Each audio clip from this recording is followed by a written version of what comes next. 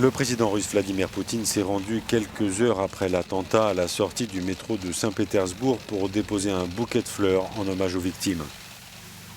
Le bilan des autorités russes fait état de 11 morts et au moins 45 blessés, dont plusieurs dans un état grave. Selon le porte-parole du comité antiterroriste russe, l'enquête mobilise tous les services de sécurité du pays. Des spécialistes du FSB, de la police et du ministère des situations d'urgence sont arrivés à Saint-Pétersbourg pour prêter main forte à l'enquête sur le crime et ses conséquences.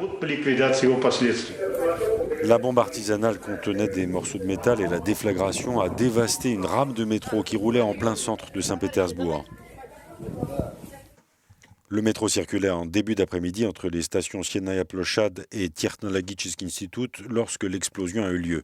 Les autorités russes ont annoncé avoir désamorcé une autre bombe de composition identique à la station de métro très fréquentée qui dessert la gare ferroviaire qui relie Saint-Pétersbourg à Moscou. Le gouverneur de Saint-Pétersbourg a annoncé 3 jours de deuil. Selon une source proche de l'enquête et citée par une agence russe, la police est à la recherche de 2 suspects qui ont été repérés sur les enregistrements des caméras de sécurité. Il s'agirait d'un homme et d'une femme, tous deux âgés d'une vingtaine d'années, qui seraient originaires d'Asie centrale et dont l'identité serait établie.